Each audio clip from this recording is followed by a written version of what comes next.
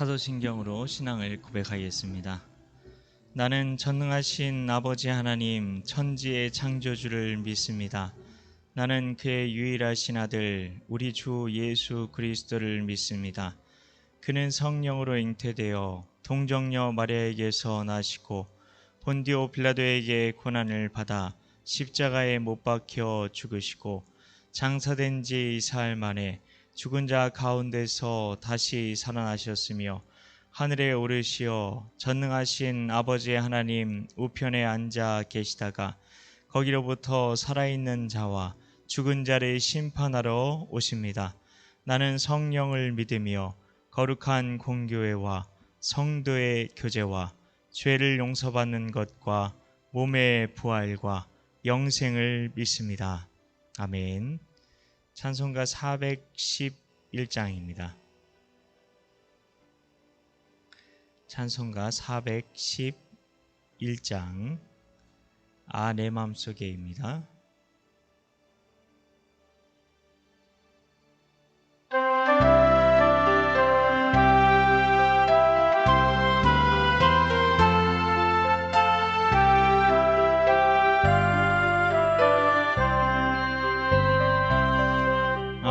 내 맘속에 참된 평화 있네. 주 예수가 주신 평화. 시험 닥쳐와도 흔들리지 않아. 귀하다 이 평안아. 주가 항상 계셔 내 맘속에. 주가 항상 계셔 기쁘다. 주 나의 맘에 계셔 위로하시네. 어찌 내가 주를 떠나 살까. 이 귀한 평화 내가 받고 보니 내 슬픔이 사라지고 맘의 기쁨 넘쳐 주를 찬양하네. 평화의 임금 예수. 주가 항상 계셔 내 맘속에. 주가 항상 계셔 기쁘다. 주 나의 맘에 계셔 위로하시네. 어찌 내가 주를 떠나 살까. 주 날개 아래 내가 사는 동안 이 보배를 빛내리라. 기쁜 그날이 와 주를 만나 뵐 때 그 평화 영원하리. 주가 항상 계셔 내 맘속에. 주가 항상 계셔 기쁘다. 주 나의 맘에 계셔 위로하시네. 어찌 내가 주를 떠나 살까. 아멘. 찬송가 한 장 더 하겠습니다. 410장입니다.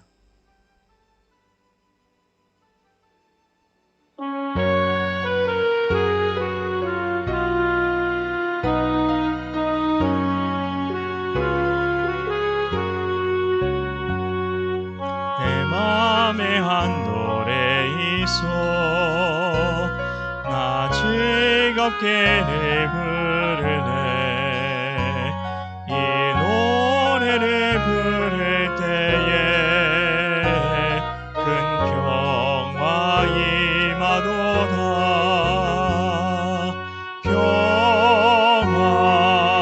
평화 하나님 주신 선물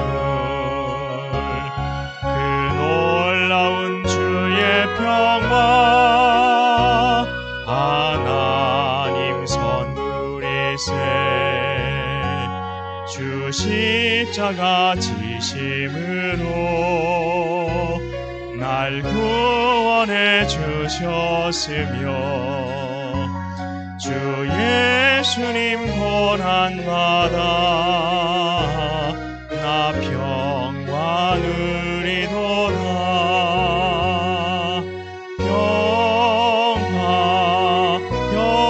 평화 하나님 주신 선물 그 놀라운 주의 평화 하나님 선물이세 나 주님께 영광 돌려 참 평화가 넘치도다 주 하나님 은혜로서 이 평화 누리도다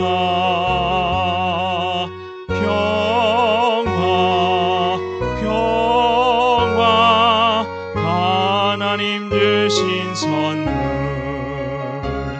그 놀라운 주의 평화 하나님 선물이세 이 평화를 얻으려고 주 앞으로 나아갈 때 주 예수님 우리에게 이 평화 주시도다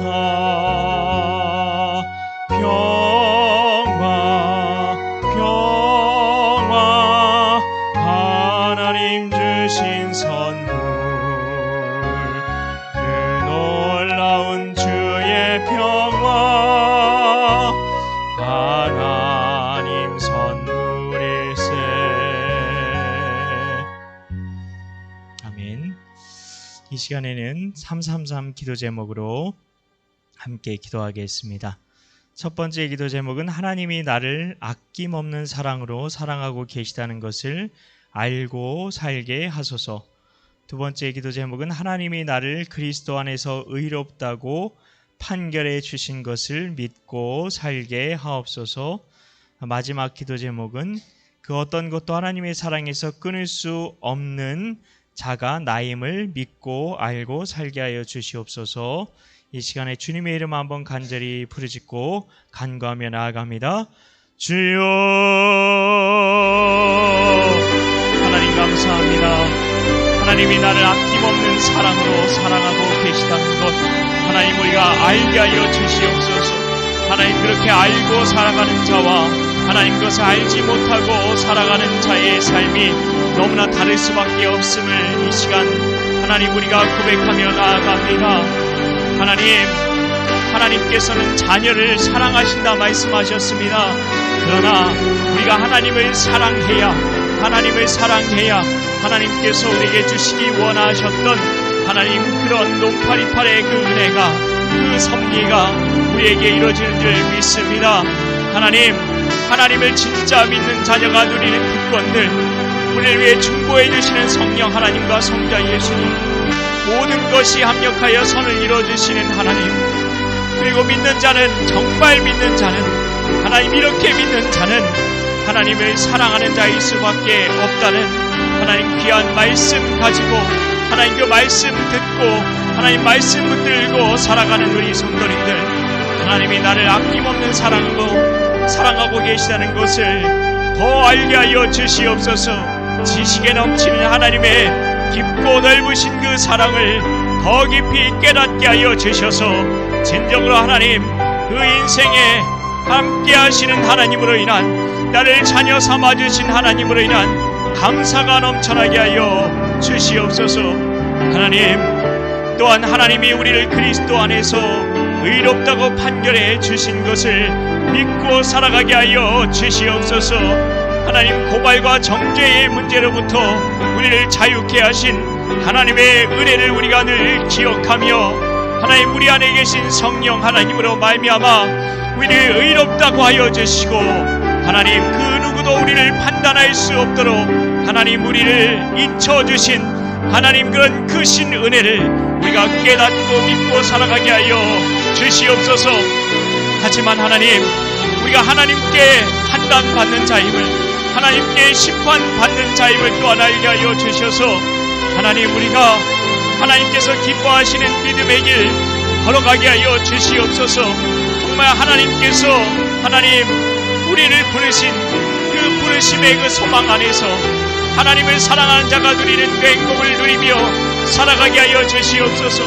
그리하여 하나님을 사랑하는 자에게 하나님 그 하나님을 사랑하는 자녀에게 하나님께서 베풀어 주신 그 끊을 수 없는 사랑 하나님 그 사랑을 더욱더 알게 하여 주셔서 그 어떤 것도 하나님의 사랑에서 우리를 끊을 수 없는 자가 바로 우리임을 하나님 깨닫고 알고 살게 하여 주셔서 하나님 그 어떤 환난과 곤고와 박해와 기근과 적신과 위협과 칼의 그 위협들 가운데서 하나님의 사랑을 의심하는 것들 가운데서 영적으로 승리를 거둘 수 있는 진정으로 하나님께서 기뻐하시는 믿음의 길 걸어갈 수 있는 우리 모두가 될 수 있도록 하나님 우리에게 믿음 더하여 주시옵소서.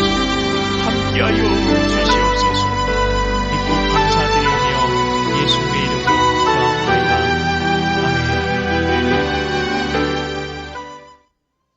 네, 오늘 하나님께서 주시는 말씀은 열왕기상입니다. 열왕기상 6장 1절부터 10절까지의 말씀입니다. 제가 가진 성경으로 구약 성경 519쪽이 되겠습니다. 구약 519쪽 열왕기상 6장 1절부터 10절까지의 말씀입니다. 함께 한 목소리로 봉독하겠습니다. 이스라엘 자손이 애굽 땅에서 나온 지 480년이요 솔로몬이 이스라엘 왕이 된 지 4년 15월 곧 둘째 달에 솔로몬이 여호와를 위하여 성전 건축하기를 시작하였더라.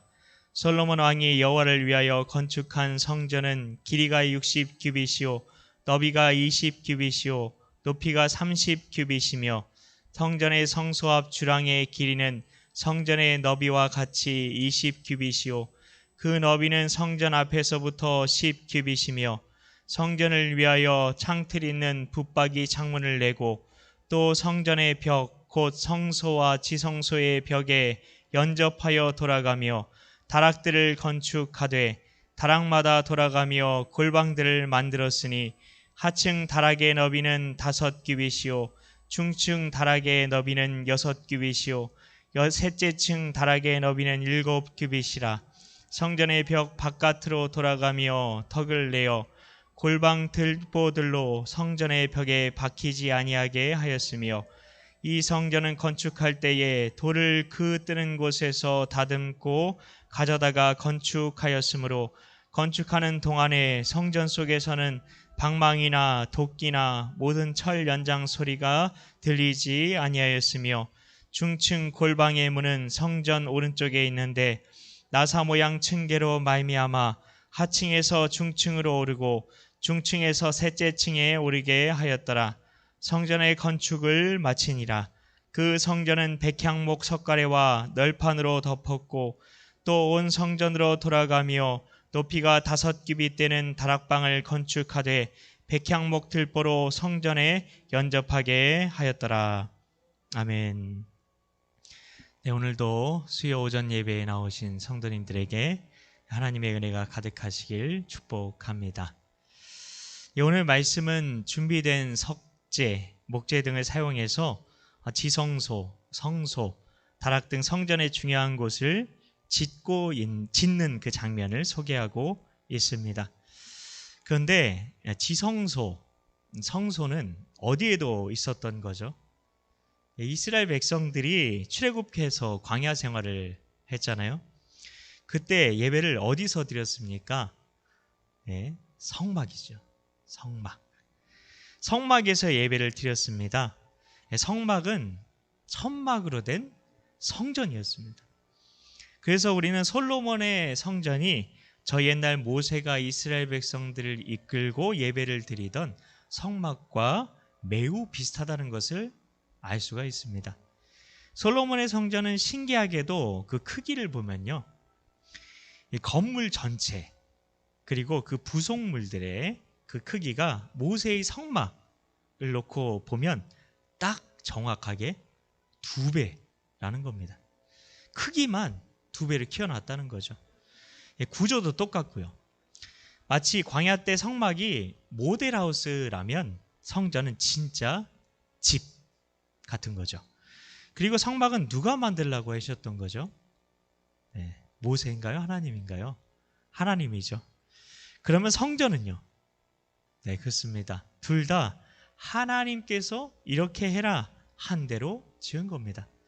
출애굽기 25장에 보면 하나님께서 직접 성막은 이렇게 지어라 하시는 장면이 나옵니다. 굳이 차이가 있다면 솔로몬의 성전은 다락방이 있고요, 창문이 있었습니다. 그런 것 빼고는 다 똑같다는 거죠. 왜 이렇게 똑같을까요? 모세의 성막이 했던 일을 솔로몬의 성전이 그대로 이어받아야 되는 거예요. 이스라엘 백성들도 성도들도 전혀 그 받아들이는데 거리낌이 없어야 돼요. 그리고 이 성막이 얼마나 신앙적으로 중요한 것입니까? 성막에는 왜냐하면 하나님이 임재하시는 법궤가 있었거든요. 그런데 그 성막을 성전이 대신한다는 겁니다. 성막이 이제 철거되는 거예요, 진짜로. 하나님이 임재하시는 법궤가 있었던 거기서 늘 예배를 드렸어요. 광야 시절부터. 근데 그 성막을 완전히 철거해 버린다는 겁니다. 그렇게 돼도 될 정도로 완전히 바톤 터치를 하게 되었다는 거죠. 오늘 말씀 1절에 보면 성전이 언제 세워졌는지를 굳이 기록하고 있어요. 그게 아주 중요한데요. 거길 보면은 출애굽한 지로부터 얼마나 지났는지를 말하고 있어요.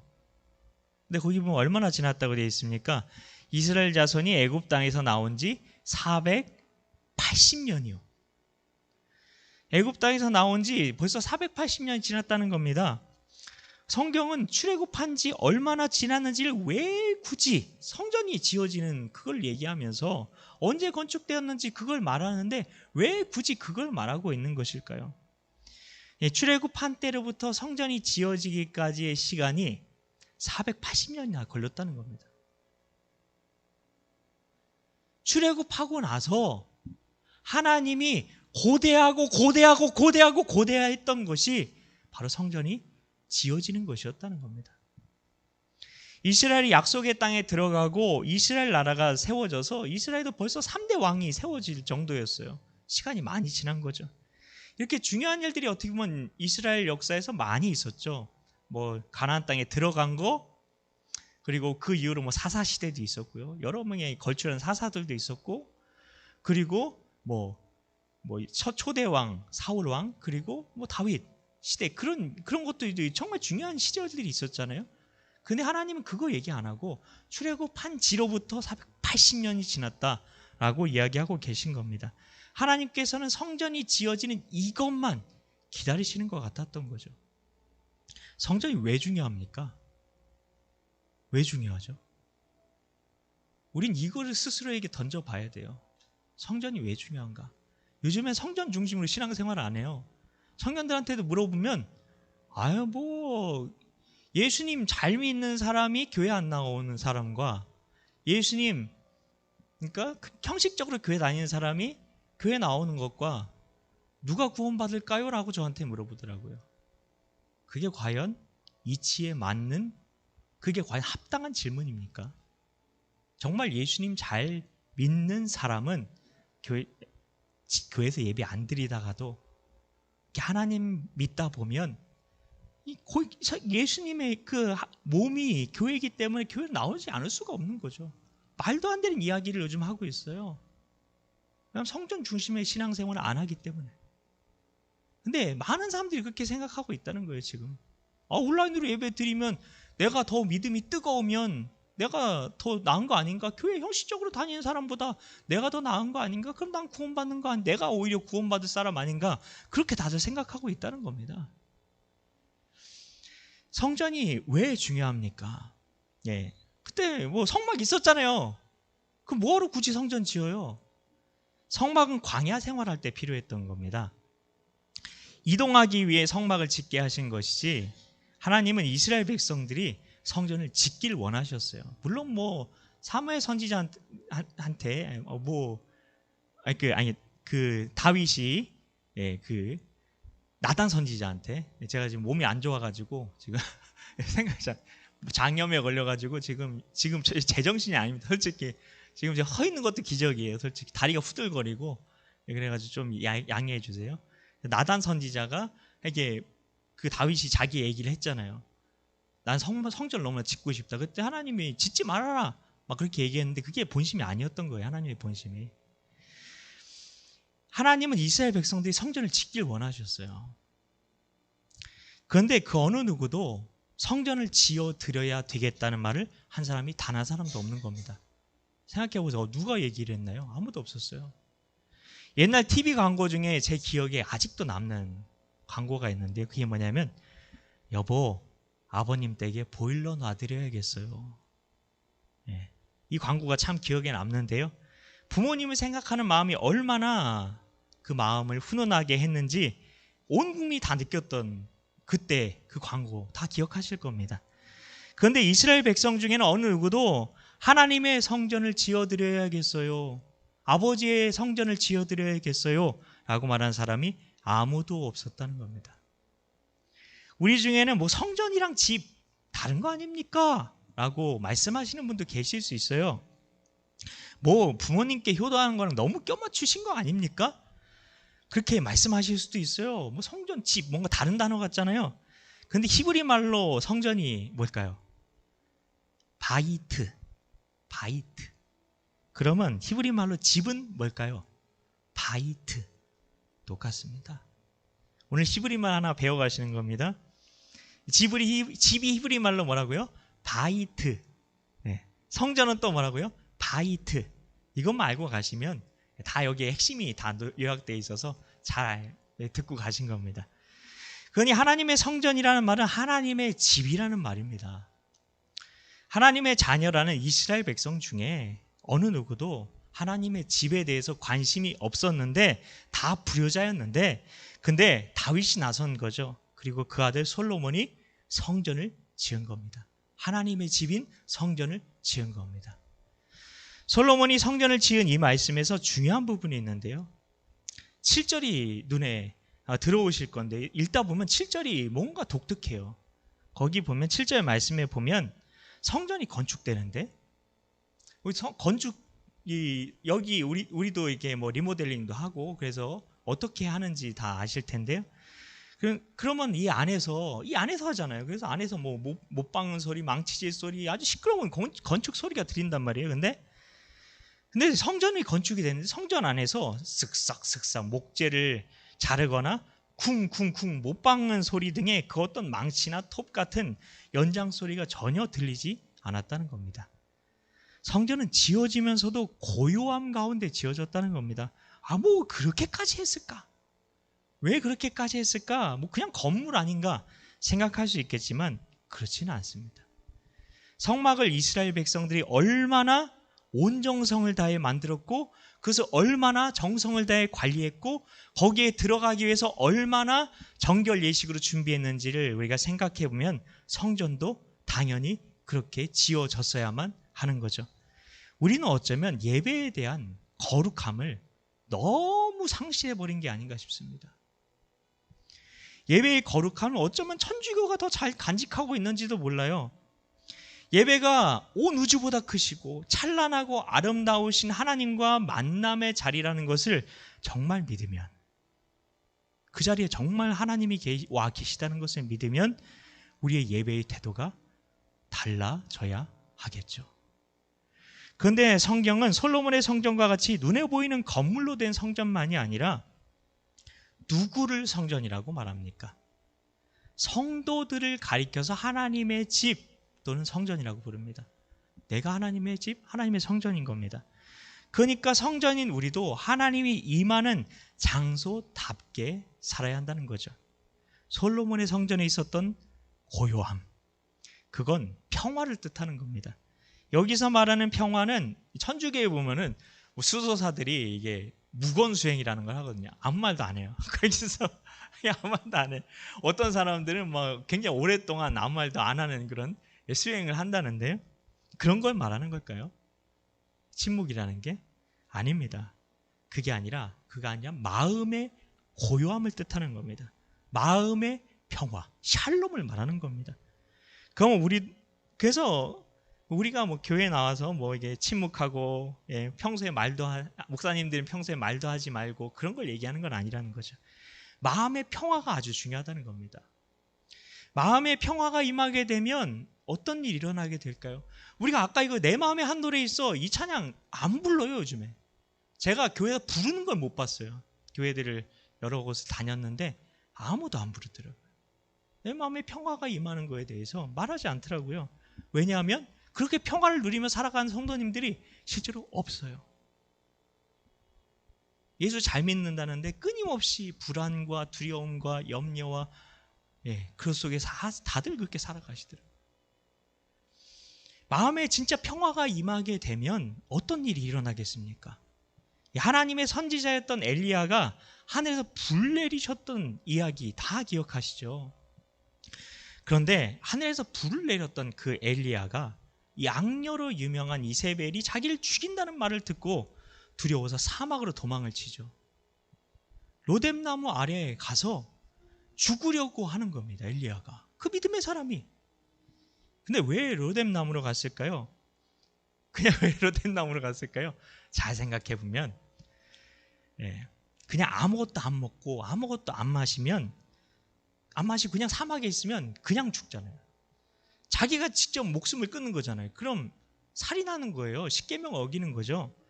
그래서 하나님이 죽여달라고 자꾸 구하는 말씀이 나와요. 하나님이 죽이면 괜찮으니까. 그래서 열왕기상 19장 4절에 보면 하나님이 죽여주세요. 계속 그래요. 그때 엘리야를 하나님께서는 하나님의 산 호렙산으로 인도하시죠. 거기서 하나님께서 크고 바람이 산을 가르고 바위를 부수는 장면을 보여주십니다. 근데 하나님이 거기 계시지 않았대요. 그 바람 후에는 지진도 있었어요. 엄청난 지진도 있었는데 근데 거기도 계시지 않았대요. 그 지진 후에는 불이 있었어요. 근데 그 가운데도 계시지 않았대요. 그런데 세미한 소리 가운데 계셨대요. 근데 이 세미한 소리가 뭘까요? 세미하니까 작은 소리 그렇게 생각되잖아요. 근데 그게 아닙니다. 세미한 소리라는 걸 히브리 말로 찾아보면 고요함이라고 되어 있는 거 아세요? 고요한 소리라고 되어 있어요. 강한 바람, 큰 지진, 타오르는 불은 자연재해, 힘, 두려움, 능력을 상징하는 것들이죠. 엘리야를 죽일 수도 있는 것들을 얘기하는 겁니다. 자기가 구하는 거, 자기를 죽여달라고 하는 그 능력, 그 힘으로 얼마든지 하나님을 죽일 수 있는 거예요. 근데 엘리야의 마음이 딱 그 당시에 그랬다는 거죠. 거기 호렙산에 가기까지. 이런 상황 속에서 인간의 마음이 평안할 수 없는 거죠. 당연히. 하나님께서는 마음의 평화를 잃어버린, 샬롬을 잃어버린 엘리야에게 마음의 평화를 찾아주고 싶으셨던 겁니다. 그가 잃어버린 그 샬롬을 되찾게 되었을 때 엘리야는 그때서야 하나님의 음성이 들립니다. 그 이전엔 하나님의 음성 못 들어요. 이러한 마음의 평화를 갖는 게 아주 중요하다는 겁니다. 하나님의 성전이에요, 우리도. 그런 하나님의 성전인 우리도 솔로몬의 성전의 내부가 그 성전이 지어지는 동안에 그런 동안에도 고요했던 것을 기억해야 한다는 겁니다. 그 내면의 평화가 그 샬롬이 우리에게 돼 있어야 된다는 겁니다.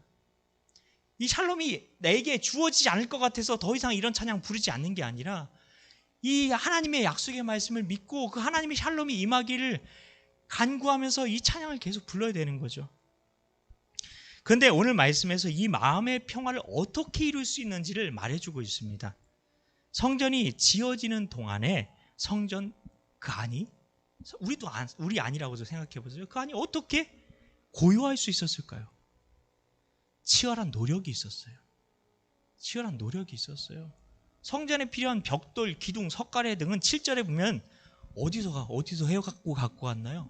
어디서 다듬어서 갖고 왔나요? 어디서 재단에서 갖고 왔나요? 성전 멀리 떨어진 곳에서 깎고 다듬어서 운반했다고 되어 있습니다. 그렇기 때문에 이걸 다 또 운반해서 설계도대로 끼워 맞춰야 되겠죠. 얼마나 어렵고 귀찮았을까요? 신앙생활은 이런 거라는 겁니다. 어렵고 귀찮은 거예요. 그리고 얼마나 더 많은 힘이 들었을까요? 그러니까 성전 내부가 그렇게 고요했던 것은 바로 성전 밖 외곽에서 치열하게 애썼기 때문이라고 말할 수 있습니다. 어떤 성도님들을 보면 참 마음이 평안해 보여요. 그 성도님은 인생에 어려움이 없어서 그런 걸까요? 그냥 온실 속의 화초처럼 살아서 그런 걸까요? 아닙니다. 우리 마음이 평안한 것은 외적으로 어떤 환난과 어려움을 통해서 얻어지는 열매입니다. 사실 성도의 영적인 변화, 그건 자기도 모르게 조용히 서서히 일어나는 경우가 참 많습니다. 그래서 평생을 우리가 예수님 닮아가야 되는 거고 평생을 성화되어져 가야 한다고 말하는 겁니다. 갑작스럽게 변화된다기보다 평생을 걸쳐서 변화되는 거죠. 마치 솔로몬의 성전이 조용한 가운데 7년 동안 지어진 것처럼 말이죠. 성전을 짓는데 아무 연장 소리도 안 들립니다. 그러니 어쩌면 그 성전 공사에 참여하지 않았던 이스라엘 사람들 중에는 일상을 살아가면서 인식하면 알겠죠. 근데 일상을 살아가면서는 어쩌면 성전을 짓는 것도 잊고 깜빡하고 그렇게 살았을 수도 있다는 겁니다. 7년 동안을 이렇게 고요함 가운데 지었다는 겁니다. 하나님의 성전이 우리 인생도 한번 돌아보십시오. 지금까지 지내온 것 주의 크신 은혜라. 한 번씩 우리가 돌아보잖아요. 그러면 하나님이 내 삶 가운데 행하셨어요. 은혜 주셨어요.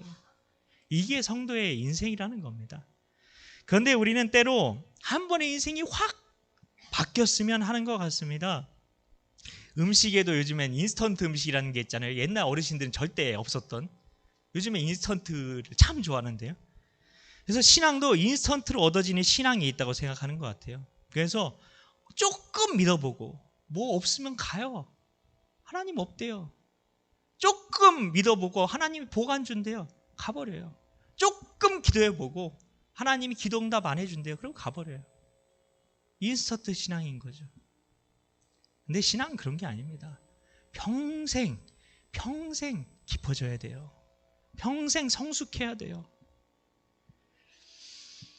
근데 인스턴트 신앙을 참 좋아하시는 분들은 집회, 기도원, 그리고 유튜브 영상들 그런 것만 찾아다닙니다. 저는 그래서 솔직히 수련회 가서 뭐 이렇게 뭐 은혜 받는다는 거 별로 안 좋아요. 왜냐면 다 돌아가. 잠깐 거기서는 뭐 있는 것 같은데 오면은 다 원래대로 돌아가요. 그리고 예배 같이 드리던 뭐 우리 예배를 오히려 하찮게 여기게 되고 소홀히 여기게 되고 다른 선교단체 찾아다니고 다 떠나요. 그러면서 아니면 큰 교회 가버리고 큰 교회는 멋진 찬양이 있고 거기서 들었던 화려한 찬양팀이 있고 화려한 조명시설이 있고 화려한 음향시설이 있으니까 다 떠나가요. 저는 솔직히 그래서 별로 안 좋아해요. 왜냐하면 신앙은 이런 거기 때문에요. 근데 원하니까 어쩔 수가 없죠.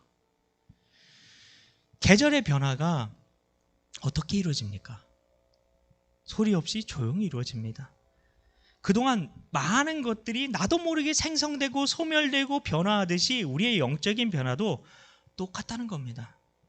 지금 모난 돌이 옥돌이 되려면 깨지고 또 깨지는, 쪼아지고 또 쪼아지는 절차탕마의 과정이 필요한 것처럼 우리 안에 그리스도의 형상이 이루어지기까지는 반드시 수많은 연단과 시험을 통한 깨어짐의 과정이 필요하다는 겁니다.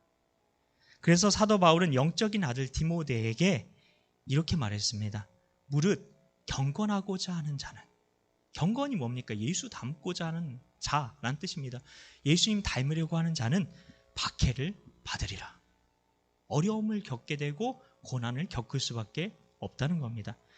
우리가 예수님을 닮아가고자 하는 그 과정에서 고난은 필수 과목이라는 거예요.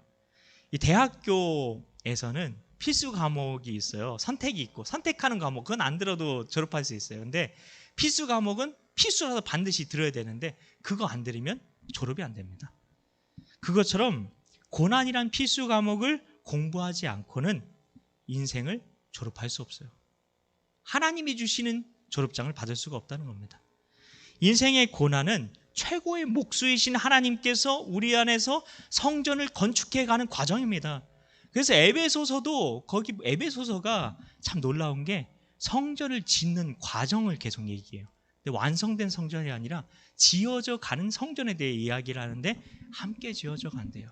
그게 교회라는 겁니다.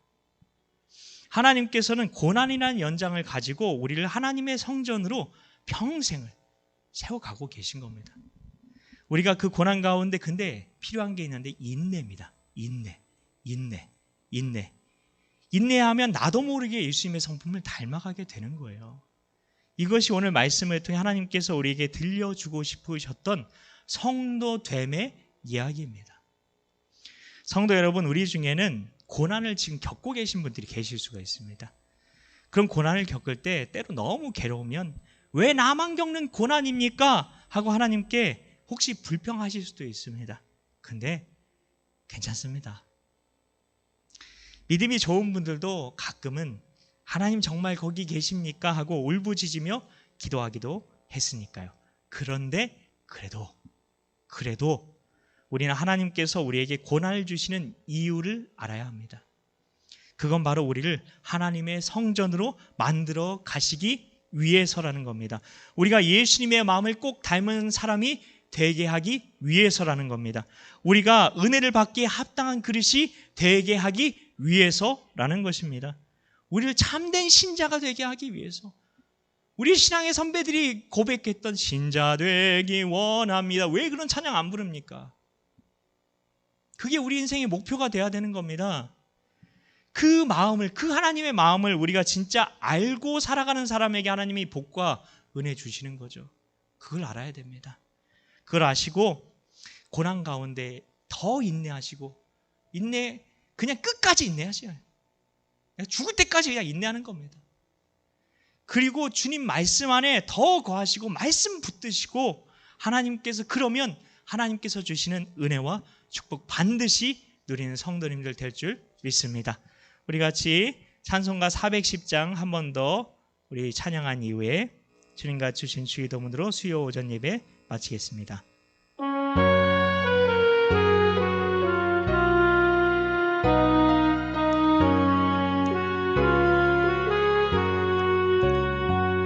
내 맘에 한 노래 있어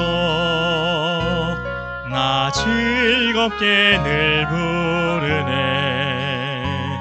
이 노래를 부를 때에 큰 평화 임하도다.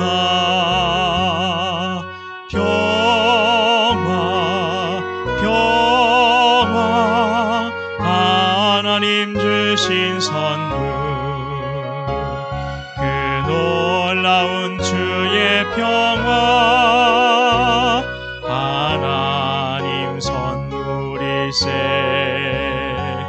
주 십자가 지심으로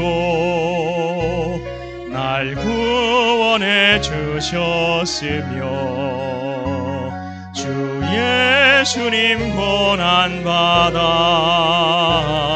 나 평화 누리도다. 평화 하나님 주신 선물, 그 놀라운 주의 평화 하나님 선물일세. 나 주님께 영광 돌려 참 평화가 넘치도다. 주 하나님 은혜로서 이 평화 누리도다.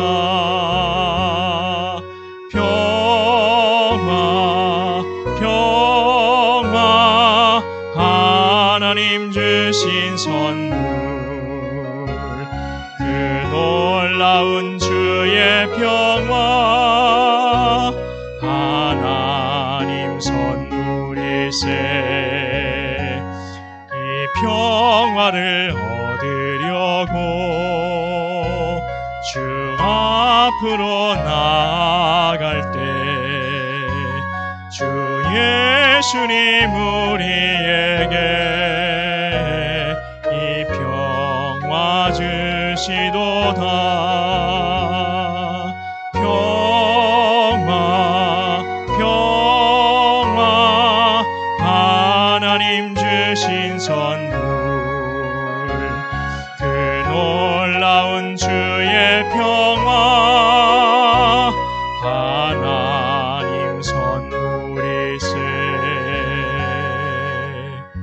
주님같이 주신 주기도문으로 예배를 마치겠습니다. 하늘에 계신 우리 아버지, 아버지의 이름을 거룩하게 하시며 아버지의 나라가 오게 하시며 아버지의 뜻이 하늘에서와 같이 땅에서도 이루어지게 하소서. 오늘 우리에게 일용할 양식을 주시고 우리가 우리에게 잘못한 사람을 용서하여 준 것 같이 우리 죄를 용서하여 주시고 우리를 시험에 빠지지 않게 하시고 악에서 구하소서. 나라와 권능과 영광이 영원히 아버지의 것입니다. 아멘. 예배를 마쳤습니다. 감사합니다.